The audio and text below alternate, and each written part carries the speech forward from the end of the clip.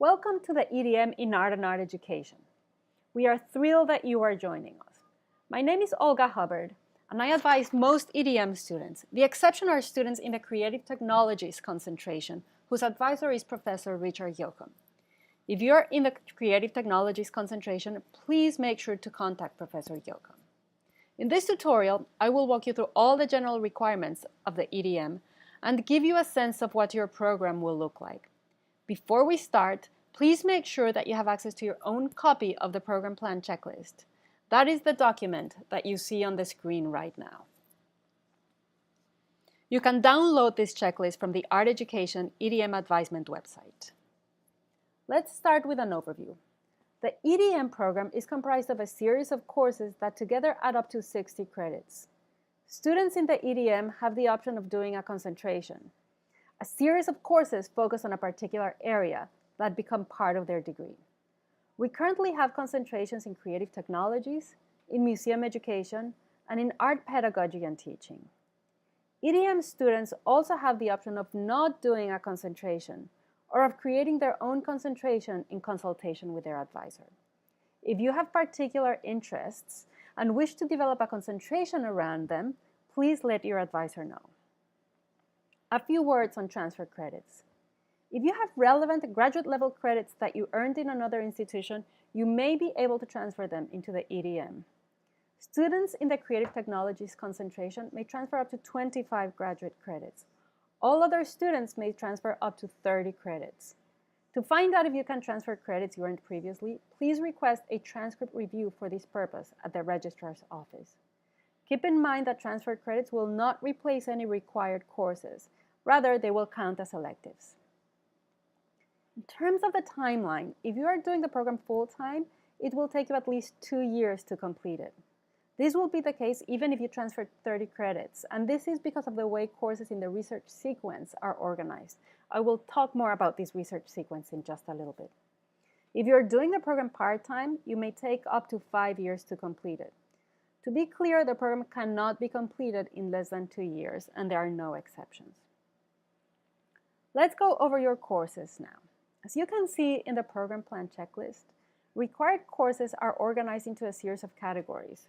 We have art education courses, we have the art education research sequence, we have your breadth or out-of-program courses, and we have elective courses. If you are doing a concentration, you will need to complete concentration courses as well. I will go over details of your courses in a little bit, but first a few general clarifications. So Teachers College has a fall term and a spring term. Each one is 15 weeks long.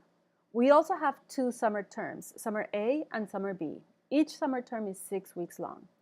In the program in Art and Art Education, a course may be offered in the fall term only, in the spring term only, in the summer term only, or in more than one term.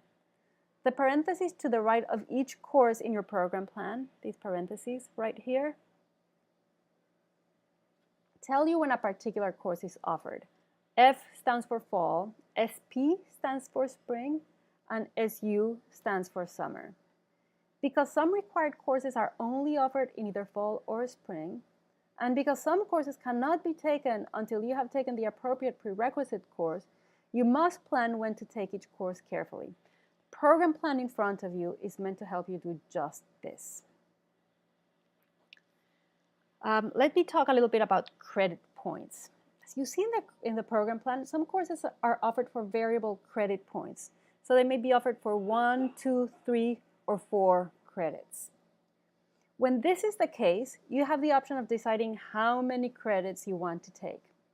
Regardless of the credit load, the content of the course and the amount of class time will be exactly the same. The difference will be in the work that you, the student, are expected to do outside of class. So you will be required to do more homework if you choose to take the class for 3 credits than if you choose to take the class for 2 credits. To graduate, you must complete all your required courses, electives, and concentration courses if you are taking one, and to accrue a total of 60 points. The more credit points you allocate to your required courses up here, the less credit points you will have for your elective courses. And the less credits you allocate to your required courses, the 3 categories at the top, the more credits you will have to play when you are selecting elective courses. How you handle this allocation is your choice. Let's talk about the credit load. In the spring and fall terms, 12 credits constitute a full-time load.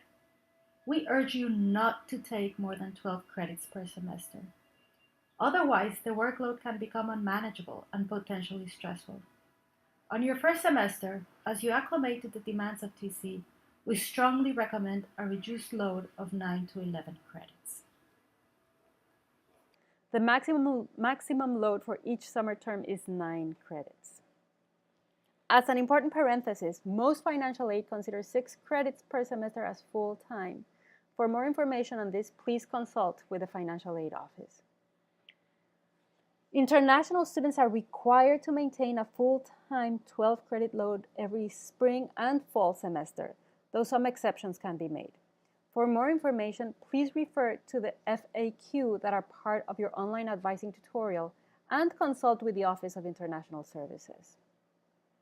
Okay, so let's go over the various categories of courses now. First, the art education core courses. You are required to take one artistic development class, artistic development of children or artistic development of adolescents. We recommend that you take your selected development course during your first year at Teachers College. If you wish to take both artistic development courses, if you wish to take both artistic development courses, you may take the second one as an elective. A second required course is Art and Visual Culture. This is a fall course. It is recommended that you take this course your first fall at Teachers College, but you can take it later as well if you need to. You are required to take 3 studio courses. These studio art courses are required whether you have no art experience or whether you are an experienced artist with an MFA, an exhibition record, and lots of studio courses. There will be no exceptions. You can take your studios anytime before graduation. In terms of studios, we offer intro to advanced studios in drawing, painting, photography, printmaking, ceramics, sculpture and mixed media, video art, and creative technologies. Students who are experienced artists capable of independent work may also fulfill studio requirements through credit-bearing independent studio work under the guidance of an instructor. To do independent studio work, you need to first make sure that a studio instructor is able and willing to work with you. You can find information on how to secure, I will talk about how to secure instructor approval towards the end of this tutorial. Now the research sequence. The art education research sequence consists of 3 consecutive courses, which must be taken in the order in which they appear in the program plan. The first course you must take is Research Methods in Art Education. If you are doing the program full-time, you must take this course during your first spring term at Teachers College. The next course is Master's Seminar, which you must take the subsequent fall. The spring that follows, your last one at TC, you must take the Advanced Seminar. In the Master's Seminar and Advanced Seminar, you will develop your master's special project or thesis, an essential requirement for graduation. If you are doing the program part-time, you must make sure to take these courses in the research sequence in the same order. First, Research Methods in Arts Education, second, Master's Seminar, and third, Advanced Seminar. As you plan your program, keep in mind that Research Methods in Arts Education and Advanced Seminar are only offered in the spring, and Master's Seminar is only offered in the fall. Make sure you take these courses as close to each other as possible, because your work and understandings will carry from one course to the next. Next, we have the breadth or out-of-program courses. These courses are meant to contribute to a well-rounded education. They are important because they offer relevant perspectives beyond your area of specialization. Any Teachers College course that is outside of art education qualifies as a breadth course. As you may have gleaned from your program plan, the prefix for art education courses is A and HA. Any Teachers College course that has a prefix different from A and HA, whatever it may be, will qualify as a breadth course. Some important things to keep in mind regarding breadth courses. First, you are required to take 6 credit points in breadth courses total. You can distribute these credits any way you want, however. So for example, you might take 2 3-credit courses, or 3 2-credit courses, or 1 3-credit course, 1 2-credit course, and 1 1-credit course to accrue your 6 credits. Second important thing to keep in mind, breadth courses must be taken at Teachers College. They cannot be taken at Columbia University or at any other institution. And finally, the breadth requirement is obligatory for all master's students at TC, regardless of program or department. It cannot be waived. You can take your breadth courses anytime before you graduate. It is important that you run them by your advisor before registering, though. Let's talk about the optional concentrations. As mentioned earlier, you have the option of doing a concentration within the EdM. We offer concentrations in creative technologies, in museum education, and in art education, teaching, and pedagogy. Each one consists of a series of courses in their respective area. You can also construct your own concentration in consultation with your advisor. Concentration courses vary from one concentration to the next, obviously. If you're doing the museum education concentration, please complete the appropriate tutorial after you finish this one. If you're doing the creative technologies concentration, please speak with Professor Yoakum. And if you are doing the art education, pedagogy, and teaching concentration, please refer to the art education program website. Let's talk about electives. Depending on how many credit points you allocate to your required courses, how many points you transfer from other degrees, and how many points you allocate to courses in your concentration, if you're doing one, you will be left with somewhere between 0 and 37 points for electives. Any Teachers College course that you choose based on your interest counts as an elective. Electives can be courses in art education, including studios, or they can be courses in other programs and departments. You can find offerings for this semester in the schedule in the Teachers College website. You may distribute the credits that you will allocate to electives in any way you want. That is, you may take courses for 1 credit, for 2 credits, for 3, or for 4 credits, as long as you ultimately accrue the number of credits that you need. In other words, 60 credits. It is important that you run the electives you wish to take by your advisor before you register. Note that for the EdM, electives can also be taken at Columbia University, as long as they are graduate level and relevant to your program of study. If you identify a course beyond Teachers College that you wish to take as an elective, it is particularly important that you consult with your advisor, as the process for registration can be a little bit tricky. Let's talk now about securing special permission for a course that is listed as requiring special permission, which you will find every so often, or if you are interested in a course that is already closed.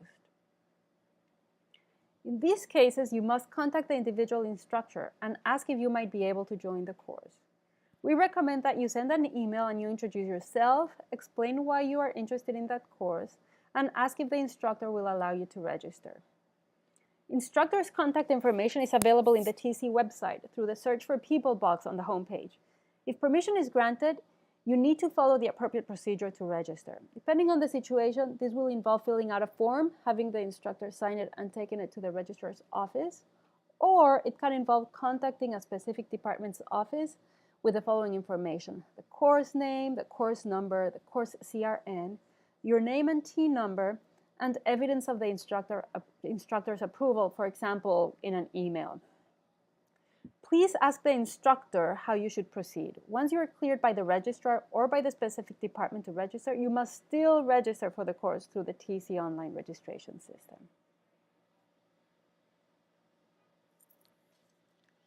So how do you use the checklist, the program plan checklist that is in front of you right now?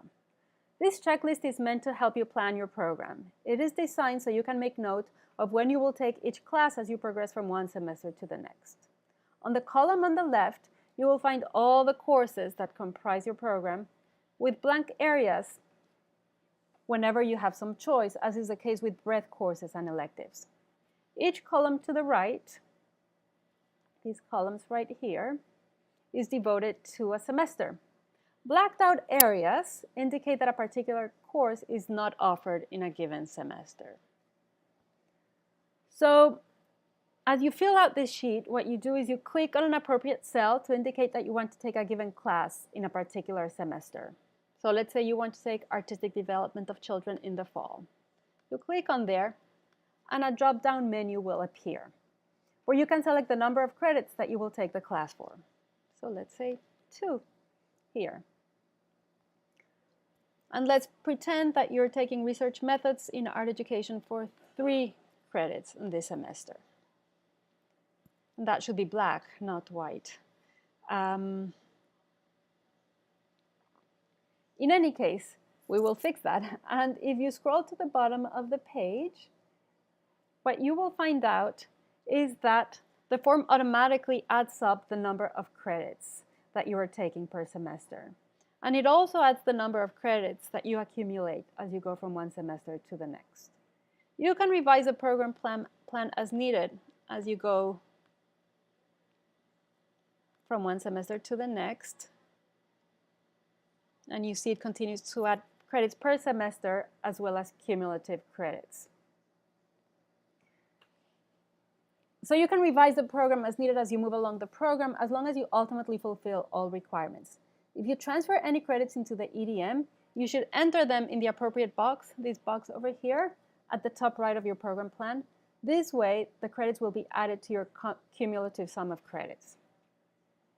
It is important that you save your program plan checklist with your name on the title.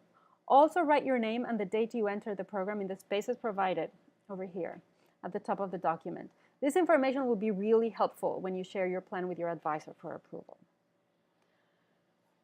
So we are coming to the end of this first tutorial video. What do you do now? Now that you have completed part 1 of the tutorial, you need to do a couple of things.